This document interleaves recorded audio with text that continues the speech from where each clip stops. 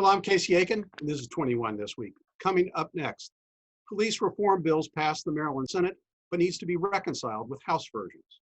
Governor Larry Hogan eases COVID restrictions. Councilmember Andrew Friedson demands clear metric targets regarding Montgomery County reopenings. County executive proposes single track for Purple Line, which the chairman of the planning board calls a dumb idea. And finally, the eyes of Texas are upon, whoops, I'm sorry, that's the wrong state, but it's the same idea. Should Maryland, My Maryland be replaced as the state song? Our panel of insiders will give you the story behind the story. We're joined by the Dean of Democratic Politics, Sam Statland, Secretary for the Montgomery County Federation of Republican Women, Laurie Halverson, and our special guest, former House of Delegate member, Marice Moralés. Stay tuned for these stories and more on the next 21 This Week.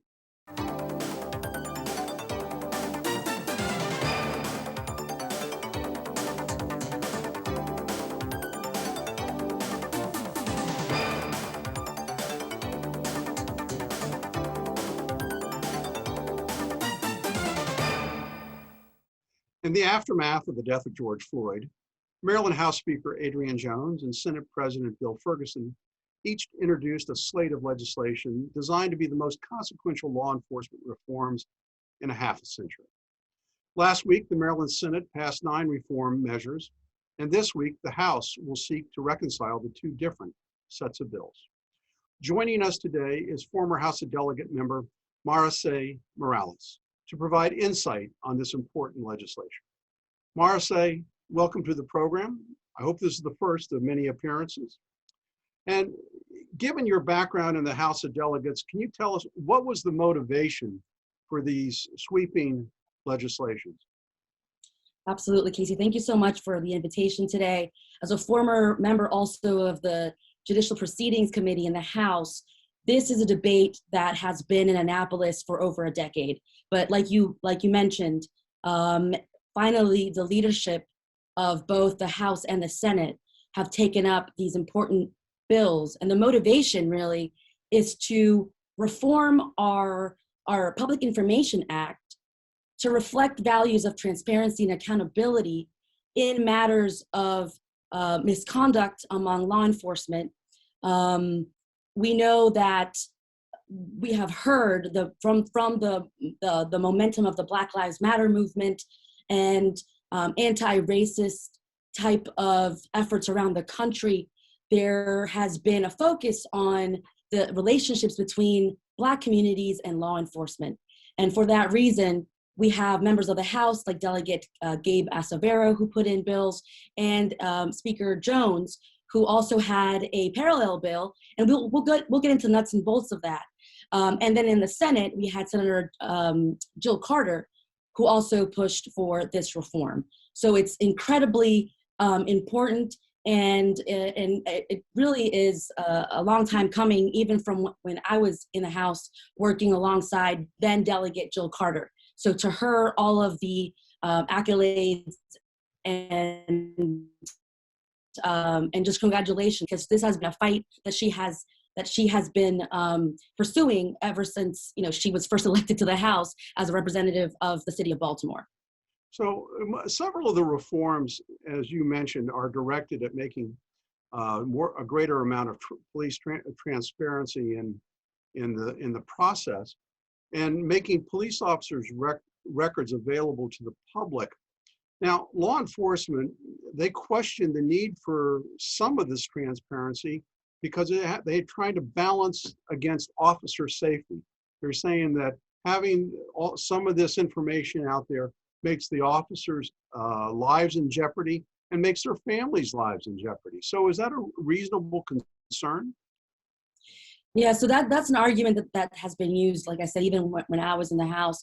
All this bill does, and this is the Senate bill that we're talking about, and as we're speaking, there's a debate in the House as to what amendments will be picked up. But right now, the bill that has passed the Senate, all that it's going to do is it's for the purposes of the PIA, the Public Information Act, any records dealing with disciplinary actions or internal affairs investigations or hearings around the wrongdoing of a law enforcement officer will not be deemed a personnel record. And that was the kind of the protection that law enforcement members had when the public would ask for, for a PIA report. Essentially, none of the disciplinary actions would be shown there.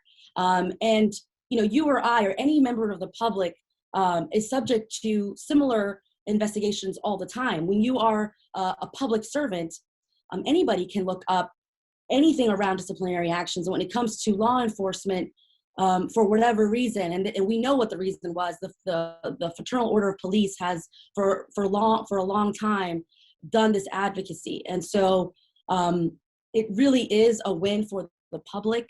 In addition to the PIA reform, the only other thing that that this bill would do is around what we call the interagency or the disciplinary boards that would formerly, they were made up by 3 officers, so peers of the individual who's being disciplined.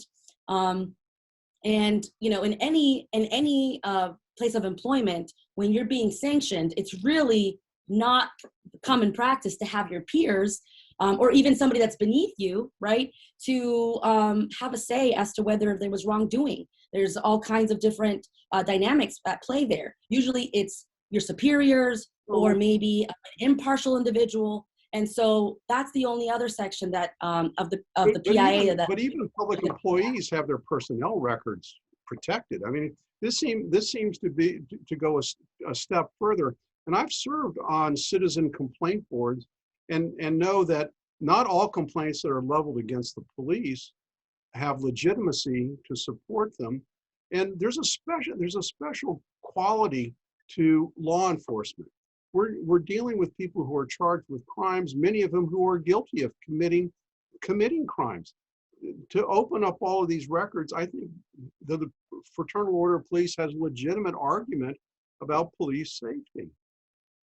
Right, and then I agree with you in that law enforcement, it's a special category of a public servant, and as such, they have a heightened responsibility to the taxpayer and to the communities that they're supposed to be there to protect. And so it's already, and I know a lot of law enforcement individuals, they're my friends. I work with them in court, and here in Montgomery County, we're very blessed to have individuals who do their jobs and go and get up to work every day and do the right thing. But for the individuals who, for whatever reason,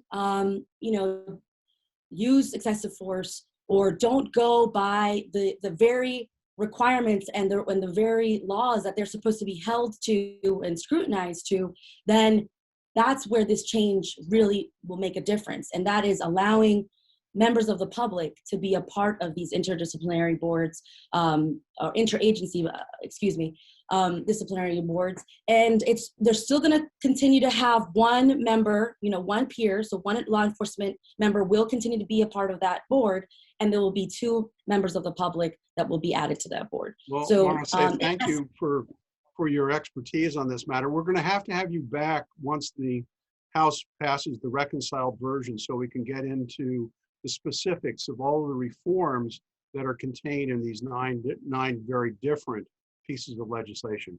So I want to thank you for appearing today and look forward to seeing you in the near term. Thank you so much. Absolutely. Now we're going to talk about another very important question, and we're going to bring our panel of experts, Laurie Halverson and Sam Statland, in for this. And that's whether to open or not to open. That is the question. You can shoot me for stealing the line from Shakespeare. But as the Baltimore Sun pointed out last week, almost a year to the day after he imposed the first of many COVID-19 emergency orders, Maryland Governor Laurie Hogan announced that he was lifting many of the state's restrictions on economic activity, surprising many counties across the state who now must decide whether to follow the governor's lead. Sam, the move would allow the relaxation of indoor dining and outdoor dining, which many people are eager to do, but it also relaxes the limits on previously set on retail businesses, religious facilities, and other types of business like casinos, fitness centers, hair salons, and the like. And more importantly, it'll allow indoor recreational establishments that can now have more people involved even on an indoor basis. So what motivated the governor at this time to make these changes? Well, Casey, I think the governor just wanted to get ahead of the curve playing presidential politics. Word is he's going to run for president. And of course, he's following Texas. He wants their votes. Do I think it's reasonable? No, I wish he'd have waited 2 weeks. And it creates a tension between his 5 leading jurisdictions, and himself taking this position. But even further than that, Casey, today I spoke with several restaurateurs. This was their concern. Of course they want to be open. They'd have rather have waited 2 weeks till more people have gotten their vaccine, because their concern is their employees. Their employees are not over age 65. Their employees are not in positions where they can get their COVID shots. And the restaurant guys that I talked to, and even building owners that lease to restaurants and retail establishments, feel that their employees are now going to be in danger by being open. Sam, that's a specious argument. How is a restaurant any different than a grocery store? You've got clerks all over the place in a grocery store, either stocking or selling. How are they any less affected than a restaurant worker? I mean, come on. That's a specious argument. Casey, I'm at the Safeway. I'm at Costco. I love being at Costco at 8 in the morning. Maybe there's 25 people in the whole place. That's 100,000 square feet. And maybe it's got, including the employees, 100 people in there. And I shop at the Safeway. And Safeway's doing the same thing. Of course, your masks are mandatory. People are well spaced out. Nobody's crowding anybody. A restaurant is a much smaller environment. A much smaller environment. You're not changing the distance requirements, Sam. You still have to have 6 feet between each table. Casey, that might be well and true, but you still have more exposure of more people in a confined space, which leads to, as the scientists have said, and all of the health people have said, puts them at danger. So, well, I got to go to Laurie because we're running out of time here, Sam. You're filibustering as usual. Laurie, the reaction by County Executive Mark Elrich was just like Sam, that the governor's only doing this for political purposes, that he's not watching the science, that he's putting Marylanders at risk, and it's going to trigger another spike of COVID deaths. Who's making the right call here? Well, I think Sam does have a few points about Hogan using this as a for political reasons. However, I love the decision, and I think that Elrich is making a decision based on fear of potential things that may happen in the future, while Hogan is looking at the data. In Montgomery County, we have 9.2 cases per 100,000 residents right now. Very, very low. It's been staying down. The number of cases have gone way down. People are getting vaccinated. It makes sense to open up our businesses. And I don't know any restaurant owners that are saying that they want things to stay closed. Sam must have a lot of liberal friends who are in the restaurant business. No, I'm talking about wait, Sam, before you respond to Laurie, we got a limited amount of time. And I wanted to ask you specifically about Andrew Friedson, who was frustrated that the county executive and his chief science advisor, Dr. Gales, isn't transparent enough, and he wants hard metrics about the reopenings. Is that a fair to demand that? Absolutely not. And I'll point to Sunday's edition of 60 Minutes, where Dr. Gales was interviewed. Not only was he interviewed, but he took cameras to various places. And his bottom line is we have to follow the science. What we need is vaccine. So what we do is we say boo to the governor for not distributing it properly, not having a centralized system come in, and a thank you for the Biden administration to getting the vaccines out. Yeah, so Sam, here's what I'm going to tell you. A friend of mine had a conversation with the county executive the other day, and he told the county executive to quit complaining. That this county is a sophisticated county with over 1 million people in it. We've got a government that gets a $4 billion a year budget. He should be able to figure it out and quit blaming the state for his problems, for the poor job that he has done. You're right. The governor has done a poor job, No, Casey. no, Criticized. the county executive has done a poor job, Sam. Oh, I think you mixed up people there, Casey. Well, I'm sorry, if Presidential we had the conversation with County Executive Mark Elrich, and he said to quit belly aching and get the job done. Keeps us safe. Keeps us safe. Well, we don't have time to talk about the vaccines, but I'm happy to note that they're improving, and that I've got the one and done shot. Poor Laurie is too young. Poor Laurie is such a young kid that she's not eligible for it. And Carolyn may never get the vaccine. Stay tuned for more of 21 this week when we come back from this short break. And welcome back. And just for all of our viewers, the Carolyn that I was mentioning is our great executive producer who's locked in a bathroom somewhere trying to produce this from her house. So she's too young to ever get the vaccine. So that's who I was referring to. Now, welcome back. There is nothing that stirs the passions of political junkies than public disagreements in the newspapers. And earlier this week, County Executive Mark Elrich suggested that a segment of the Purple Line be changed from 2 tracks to 1 as it entered Bethesda. His reason for this was in part to save the Crescent Trail to pedestrian use, and in part to save $50 million in construction costs. The response from the planning board chairman, Casey Anderson, the next day was to call the proposal a dumb idea. So, Laurie, what's wrong with trying to save 50 million bucks? I'm all for saving money, and I'm not an expert on the Purple Line, but I do think that I do have read that Mark Elrich did have conversations with the Montgomery County Department of Transportation and the Purple Line staff. And this is not a way of getting rid of the 2 lines, just having 1.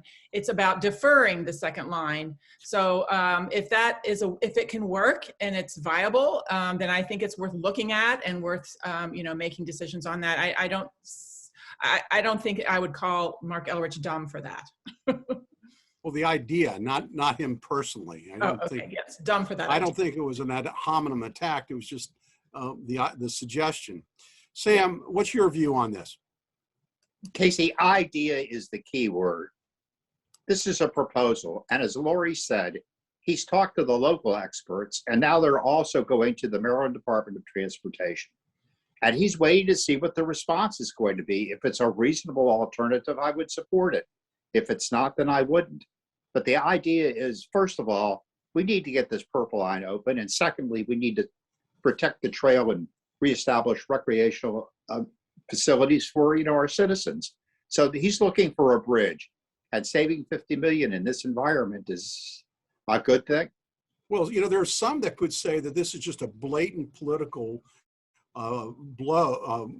opportunity to get Bethesda votes when he runs for re-election, Sam. I don't think you have to worry about that. I think he has his Bethesda votes regardless. Oh, you think they're in the bag? Trail. What he's looking for, Casey, are the Republican votes, because all the Republicans in the county, the few that there are, would like to see Mark save $50 million and have that money go to reduce our taxes. Sam, there is. I hate saying this, and Laurie, you can cover your ears when I say this. It doesn't matter who the Republicans vote for.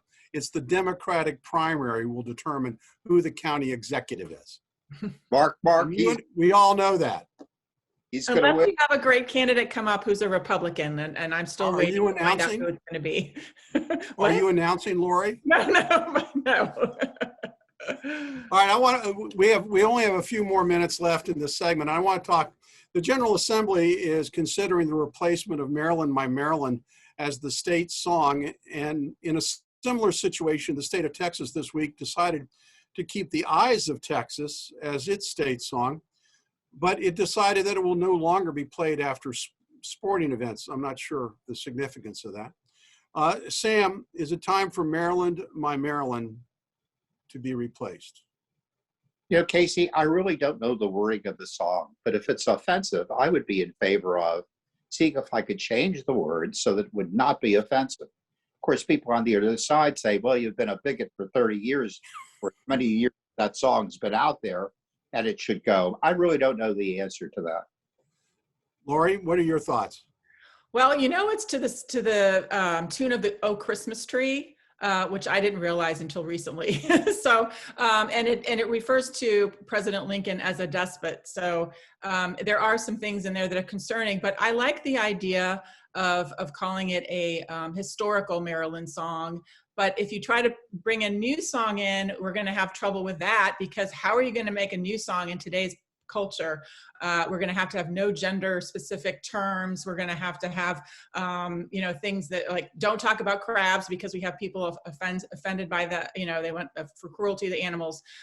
You know, no mention of God. It's going to be really hard to put together a song that everyone's going to agree on. So good luck with the new song. Well, like Sam, I don't know all the words to Maryland, my Maryland, other than the first four words. So, but I do think that we have to put things in historical context and realize that not everything is meant and intended to be offensive. And if we can, as Sam suggested, if we can modify the song and the lyrics of the song to be more appropriate, I'm all in favor of that. Does that work for everybody? Is that a good compromise? Work. It works for you. I'm just, I like the idea of crabs and rockfish in the song. I didn't realize that we would offend people, but you're right. The animal lovers would go crazy. That's well, right. if you're allergic to shellfish, you might, Yep. not want to go into anaphylactic shock every time you're singing it. Stay tuned for parting shots when we come back from the short break. And welcome back. Now with parting shots, Sam Statland. My parting shot goes to the governor. I think the governor could have waited 2 weeks, had more vaccine out here, and instead of creating controversy and putting pressure on not only government executives, but merchants and stores to open up when it's not necessarily adamantly needed today. 2 weeks would have given us a better feeling of safety. I wish he'd have waited. Thank you, Sam. Laurie Halverson, your parting shot. If you're a conservative like me, you're probably feeling a little bit left out right now, especially after the November 3rd election. So I just want to say that please don't stay silent. A lot of what happens at the local level, and Montgomery County is one of the incubators of what happens. If it happens here, it goes to the country. So please don't stay silent. If you use facts and you're respectful, you can make your points, and yeah, maybe someone will poke fun at you, but you'll be true to yourself and you'll be speaking facts. And, you know, I'm on 21 this week and taking my chances. I hope that you will, you know, do your part. There's so many things right now happening at the state and county level that need your attention. Thanks. Thanks, Laurie. And I just want to circle back to talking about the vaccines. I have seen just anecdotally a surge of optimism coming from people as the vaccine has been made more available, not just across the state, but here in the county. Last week, the county opened up the vaccine to the 1C group, which is 65 and older, which is a positive indication that people are getting vaccine, the vaccine, and we're going to move forward to defeat this terrible disease. I want to thank Laurie and Sam for being here today. I also want to thank Marice Moralés for our special guest who was on earlier. I want to thank the audience for tuning in each and every week to Montgomery County's Smartest City Political Talk Show. For 21 this week, I'm Casey.